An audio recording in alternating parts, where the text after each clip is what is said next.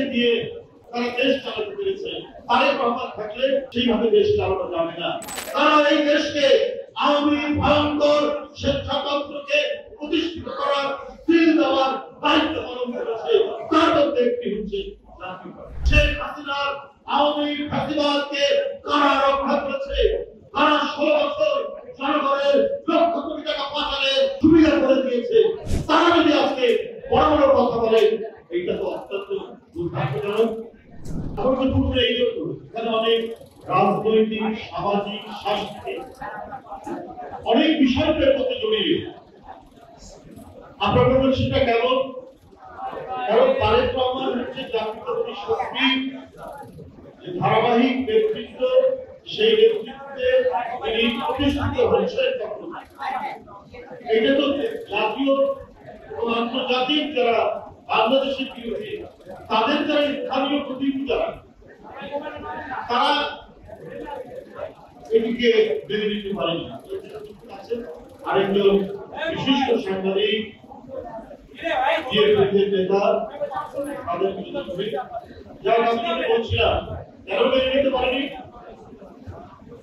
যে জাতীয়তাবাদী শক্তির উত্থান হলে তারা যেভাবে চায়, যেভাবে দেশ চালাতে চায়, হাসিনাকে দিয়ে যে সহজে, যে আনন্দে তারা দেশ চালাতে পেরেছে, তারেক রহমান থাকলে সেইভাবে দেশ চালানো যাবে না।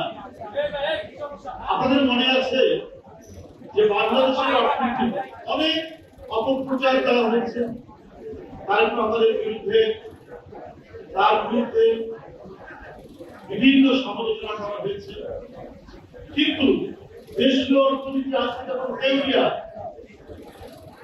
লক্ষ কোটি, সেদিন শুনেছি 17 লক্ষ কোটি টাকা পাচার হয়েছে, এখন শুনছি কয়েকদিন আগে থেকে 22 লক্ষ কোটি টাকা পাচার হয়েছে শেখ হাসিনা।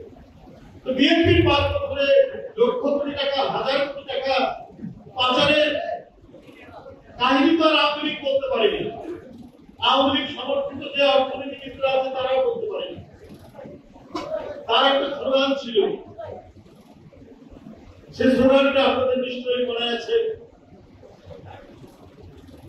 কি এতটুকু প্রত্যাশা করে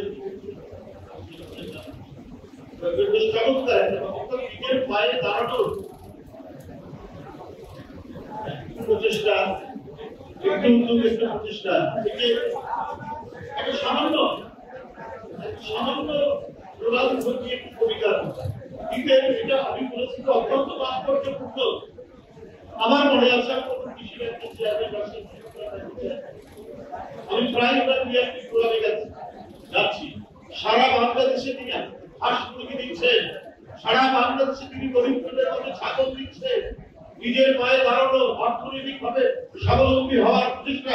উনি তখন সরকারে নেই, তার দল সরকারে নেই, তার সমর্থন অনুযায়ী তিনি গ্রামে সেই সমস্ত দরিদ্র মানুষ, হত দরিদ্র মানুষকে তিনি ছাগল দিচ্ছেন, হাঁস মুরগি দিচ্ছেন, এবং যারা মানসিক প্রতিবন্ধী, শারীরিক প্রতিবন্ধী, তাদের তিনি কর্মচারী দিচ্ছেন। এইভাবে তিনি সারা দেশে তার রাজনীতিকে শুরু করেছেন জনকল্যাণ, মানব কল্যাণ, দরিদ্রদের মাঝে কাজ করার পদ্ধতি, এবং যার কারণে বাংলাদেশের অর্থনীতি ছিল মজবুত অর্থনীতি। এখন আপনি যান, আপনি 50,000 টাকার ব্যাংক আপনাকে দেবে না, ব্যাংক আপনি দিতে পারবে না, ব্যাংকের টাকা নেই। এত বাদ তৈরি করা হয়েছে, এত চেতনার কথা বলা হয়েছে, কত গান, গল্প, কত কিছু চেতনার রান্না বান্না আমরা দেখলাম বাংলাদেশে। সেখানে কত প্রতিনিধি, কত সাংবাদিক, কত ধরনের মানুষ সেই কোরাসে গলা মিলিয়েছে। তার কোনো ইয়াত্তা নেই, কিন্তু আজকে টাকা নেই, আজকে কোথাও কোনো পয়সা নেই। এমন ভাবে তারা লোপাট করেছে, লুট করেছে। সেই লুটের নিদর্শন এখন মাঝে মাঝে আমরা পাচ্ছি যে যার কাছে সমস্ত প্রাইভেট ব্যাংক দিয়ে দেওয়া হবে, তুলে দেওয়া হবে। একবারই দেশটা ছিল শেখ হাসিনার বাংলাদেশ সম্পত্তি, যখন যা মনে করেছে তাই একটা পর একটা ব্যাংক দিয়ে দেওয়া হচ্ছে।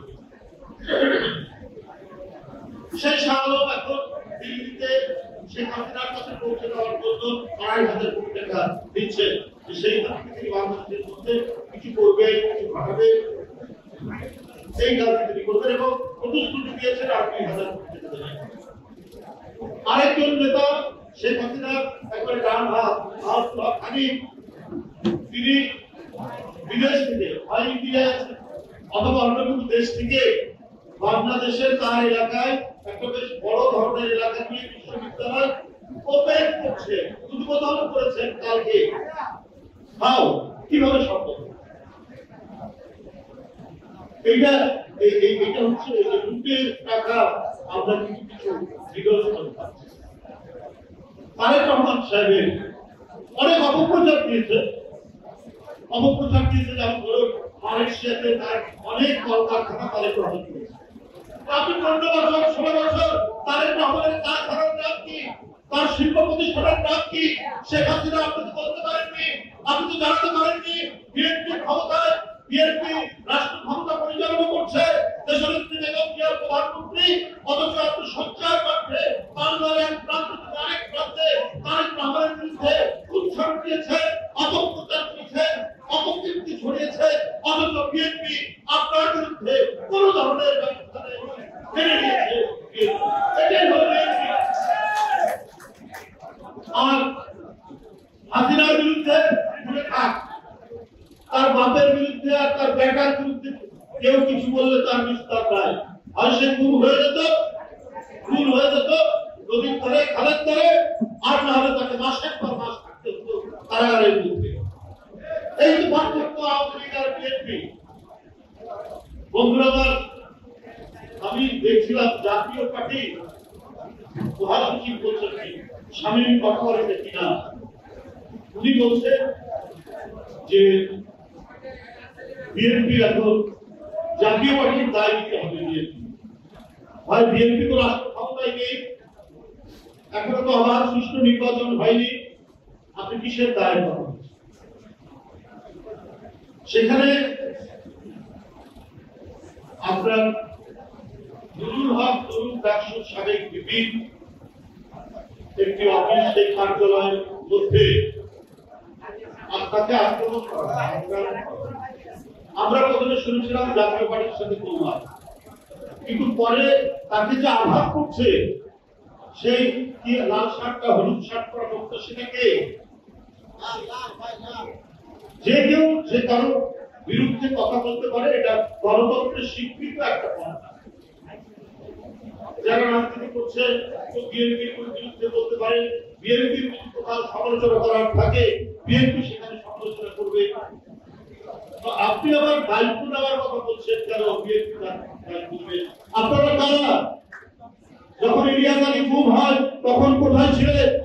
যখন চৌধুরী আলী গুম হয় তখন জাতীয় পার্টি কোথায় ছিল? যখন খায়রুল ইসলাম হিরু গুম হয় তখন জাতীয় পার্টি কোথায় ছিল? যখন সুমন গুম হয়, জাতির গুম হয়, ছাত্র নেতারা, যুব নেতারা, তখন জাতীয় পার্টি কোথায় ছিল?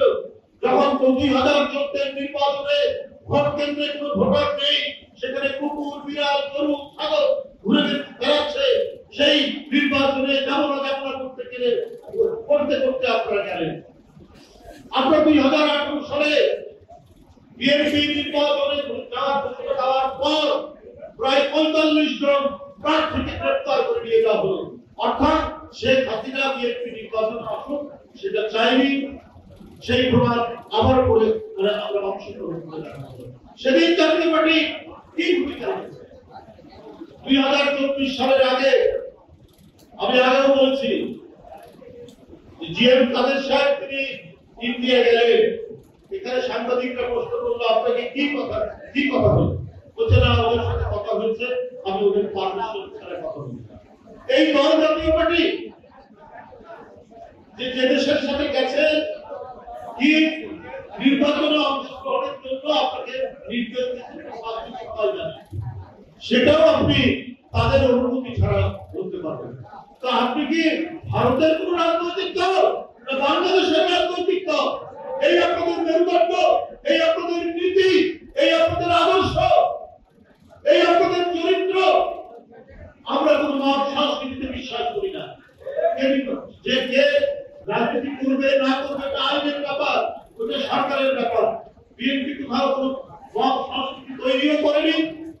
সুশৃঙ্খল জনতান্ত্রে বিশ্বাস না বিএনপি। কিন্তু বিএনপি তো অ্যানালাইসিস আছে, একটা বিশ্লেষণ আছে, জাতীয় পার্টির ভূমিকা কি ছিল, আর অন্যান্য রাজনৈতিক দলের ভূমিকা কি ছিল। এই ভয়ঙ্কর রক্তপিপাসু শেখ হাসিনার আওয়ামী ফ্যাসিবাদকে কারা রক্ষা করেছে? কারা 16 বছর জনগণের লক্ষ কোটি টাকা পাচারের সুবিধা করে দিয়েছে? তারা এই দেশকে আওয়ামী ভয়ঙ্কর স্বেচ্ছাতন্ত্রকে প্রতিষ্ঠিত করার স্কিল দেওয়ার দায়িত্ব পালন করেছে। তার মধ্যে একটি হচ্ছে জাতীয় পার্টি। আপনারা আপনার কি বলে কুলিং টাইম চান যে শেখ হাসিনা নাকি 2008 সালে 9 সালে ক্ষমতায় এসে 2 বছর একটা কুলিং টাইম দিয়ে আপনার টর্চার করেছে। বিএনপি কখনো টর্চারে বিশ্বাস করে না। কুলিং টাইম আবার কিসে আর টর্চার বা কিসে? বিএনপি তো ক্ষমতায় নেই, নির্বাচন। বিএনপি কখনো কোনোভাবে কোনো অবস্থাতে বেআইনি কোন ধরনের অত্যাচার, নির্যাতন, নিপীড়ন এটাতে বিশ্বাসী নয়। কারণ নিজেরা আমাদের জীবন দিয়ে আমরা প্রত্যেকে ভুক্তভোগী। প্রত্যেকে যারা বসে আছেন বা সামনে বসে আছেন, সর্বনিম্ন 50টা সর্বোচ্চ 500 মামলায় প্রত্যেকেই আক্রান্ত। তো আমরা নিজেরা যেখানে আক্রান্ত, আমরা অন্য কেউ অত্যাচারিত হোক, অন্য কেউ লাঞ্ছিত হোক, নির্যাতিত হোক, সেটা আমরা চাই। কিন্তু যারা ফ্যাসিবাদকে সমর্থন দিয়ে তাদের বয়ানের সাথে গলায় সুর মিলিয়ে যারা কাজ করেছে, তাদের তো বন্ধুরা আমার আইনের আওতায় অবশ্যই তাদের বিচার জনগণ দেখতে চায়, অবশ্যই তাদের বিচার জনগণ দেখতে চায়। আজকে একটা ফেসবুকে বিভিন্ন গণমাধ্যমে দেখা যায় যে এদেশে সৎভাবে সত্য কথা বলে বেঁচে থাকা যায়। লিখছেন একজন সাংবাদিক, যার সম্পর্কে কয়েকদিন আগে তার আত্মহত্যার কথা আমরা শুনেছি, তার লাশ পাওয়া হয়েছে বেঙ্গালুরু থেকে। বিভিন্ন তার যে লেখা, তিনি মৃত্যুরাতে যে খোলা চিঠি দিয়েছেন, ওটা সুসাইড নোটের মতো অনেকে মনে করছে, সেখানে লেখা। কিন্তু আমার বক্তব্য হচ্ছে একটাই, যে জার্নালিজম আর অ্যাক্টিভিজম তো অনেকেই এক করে রেখেছিলেন। যে আমাদের এখন বলা হচ্ছে যে সত্য কথা বলা খুব দায়, কিন্তু কখন যারা এই কথাটি বলেছেন, যিনি বলছেন, আমরা জানি না, তার কেউ বলছেন একটা সিস্টেমেটিক করা, কেউ বলছেন আত্মহত্যা, সেটা সরকার এবং তার গোয়েন্দা সংস্থা এবং যারা এর সাথে তদন্ত তারা বলছে। কিন্তু দ্বিতীয়ত ওই সরকারেরই আসতে মানুষ, এই সরকার যে সেই সরকার যে আপনার বয়ান তৈরি করেছে, চেতনার নামে, নানা কিছুর নামে গণতন্ত্র ধ্বংস করেছে, নির্বাচন ধ্বংস করেছে, সংবাদপত্রের স্বাধীনতা ধ্বংস করেছে। সত্য কথা কি যদি বলেছে কেউ, হয় তার মৃত্যু হয়েছে, হত্যাকাণ্ডের শিকার হচ্ছে, তাহলে কারাগারে থাকতে হয়েছে। বিশেষ করে সত্যবাদী সাংবাদিকরা, তারা কেউ তার পায়নি শেখ হাসিনা করার করেছে। সেই দিন তারা আওয়ামী লীগের দাসত্ব করেছে, সেই সমস্ত সাংবাদিকরা সেদিন যারা মাথা নিচু করে শেখ হাসিনার অবিচার অত্যাচারকে যারা সেদিন সমর্থন করেছে, তারা যদি আজকে বড় বড় কথা বলে, এইটা তো অত্যন্ত দুর্ভাগ্যজনক। সেই কথাগুলো আজকে এইভাবে আসছে কেন? এখন তো অনেকেই মুক্তভাবে কথা বলছে।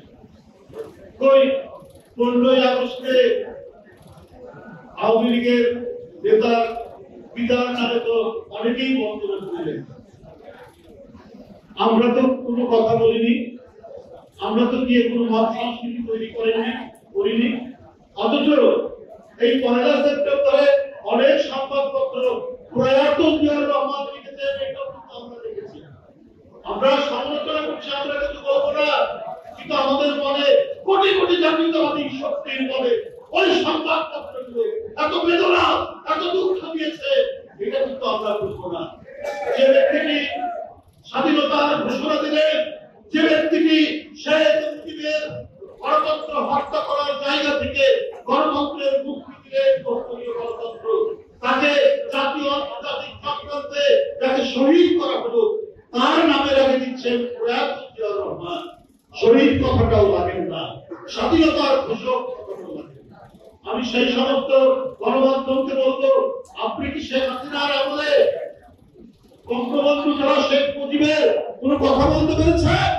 যদি বলতেন তার অস্তিত্ব থাকতো না। জাতির পিতা ছাড়া কথা বলতে পেরেছে? কথা বলতে পারেননি। বড় বড় একেবারে হেডলাইন দিয়ে আপনারা পনেরোই আগস্ট পালন করেছেন। আর জিয়াউর রহমানকে শহীদ বলতে, স্বাধীনতার ঘোষণা করতে আজকে আপনাদের আগে। তারপরেও আমরা দেখছি, আমরা গণতন্ত্রে অনেকের অনেক মত প্রকাশ করার স্বাধীনতা করতে পারি, কিন্তু আপনারা যে এদেশের সংখ্যাগরিষ্ঠ মানুষকে, এদেশের জনগোষ্ঠীর মনে যে আপনারা আঘাত দিচ্ছে, সেই সমস্ত পত্রিকা গণমাধ্যমে সাংবাদিকদেরকে আমরা বলে রাখছি, এই আঘাত কিন্তু মানুষ ভুলে যাবে। এই আঘাত তার মনের মধ্যেই রাখবে। এই ধরনের একজন শ্রেষ্ঠতম বীর মুক্তিযোদ্ধাকে আপনারা এইসব কবিতা দিয়ে অপমানিত করছেন। আচ্ছা, হাসিনা নেই, আমরা এটা দেখছি, করছি, কিন্তু আমরা এই বিচার আমরা জনগণের উপর ছেড়ে দিলাম। আজকে যান তারা মুক্তি দিবস পালন করলাম, আমরা এখন দেশটা আঙ্গুল লাগাই উনি নিষেধ করছেন, কোন বিশেষ আমি পার্থক্য দেখাচ্ছি। আগের আমল দেখুন, এখন দেখুন। আমরা বলতাম আমরা সেখানে কেউ কারণ ওনার নিষেধ আছে। আজকের যে ভ্রমণ যে অনুষ্ঠানটি করছে, এটা কোন রাজনৈতিক সংগঠন নয়, হয়তো বিএনপি পন্থী ছেলেমেয়েরা আছে না, এটা যেহেতু রাজনৈতিক সংগঠন না, সে বরাবরই করে আসে, আমাদেরকে ঠেলে ঠেলে বলে ভাই আসতে হবে, তার অনুরোধ রক্ষা করতে আমরা সব এখানে আসি। কিন্তু তারেক রহমান সাহেবের আমি আগেই বলছি, তাকে কারাগারে নেওয়ার উদ্দেশ্য ছিল এই জাতিকে পরাভূত রাখা এবং এখানে তাদের প্রতিনিধি দেশটাকে শাসন করা এবং আমাদের অর্থনীতি, আমাদের সংস্কৃতি, আমাদের সামাজিক প্রভুত্ব অর্জন করবে কষ্ট করতে। সেই জন্যই এই তারেক রহমান আজকে দেখুন, আমরা ইয়ে করতাম, বিএনপির পক্ষ থেকে আলোচনা করতাম, ওনার নামে প্রয়োগপত্র সব কিছু করেছে, যা এগুলো করবেন এগুলো আমার নামে। আমি তো এখনো তাই আছি, বেঁচে আছি, আমার সাফল্য আমার কাজে না, আমরা দেখেছি তাই। আমি বলবো এক কথাই, পারফেকশনিস্ট বলে ইংরেজিতে একটা কথা আছে, পারফেকশন। যে কোনো কাজ করবে সেই কাজটা পারফেক্ট হচ্ছে কিনা, বিশুদ্ধ হচ্ছে কিনা, এই বিশুদ্ধ কাজের সপক্ষে রাখতে বন্ধ করে। আমরা বারবার এখন চিন্তা করি ওনার নামে একটা ড্রাফট করব, যে শব্দটা অ্যাপ্রোপ্রিয়েট হবে কি। আসলে চিন্তা করে তারপরে আমরা দেশে যাওয়ার চেষ্টা করি। এই হচ্ছে পারফেকশনিস্ট। এবং কাজে কোন কাজে যে উপযুক্ত একজন রাষ্ট্রনায়কের দেখা এবং চিন্তাধারাটাই হবে কাজ। আমাদের ভাই আগে কিন্তু আমার পরিচয় ছিল, আমাদের ভাই বগুড়াবাড়ি ঢাকা মেডিকেল কলেজে পড়েছেন, কিন্তু মিডিয়ার জন্য যে একজন ব্যক্তি, তার মেধা, মন, তার বুদ্ধিবৃত্তিক উচ্চতা সব মিলিয়ে তিনি এটা কিন্তু এবং তার সাথে কয়েকটা কাজ করে তার কথা, তার শব্দ চয়ন এবং মিডিয়া সম্পর্কে তার একটা অভিজ্ঞতা এবং ন্যাচারালি আপনারা দেখছেন যে আমাদের মিডিয়ার যে আগের যে পার্টিগুলো ছিল সেখান থেকে এখন অনেকটা, মানে একটা তো কথা আছে, যে কোনো একটা কাজ দিতে হলে প্রায় এরকম পদ্ধতি থাকে, কিন্তু সেটা অনেকটা কমে এসে এই ধরনের বিভিন্ন কাজে কি উপযুক্ত ব্যক্তি সেটা বাছাই করার ক্ষমতা বিএনপির ভারপ্রাপ্ত চেয়ারম্যান পারেন।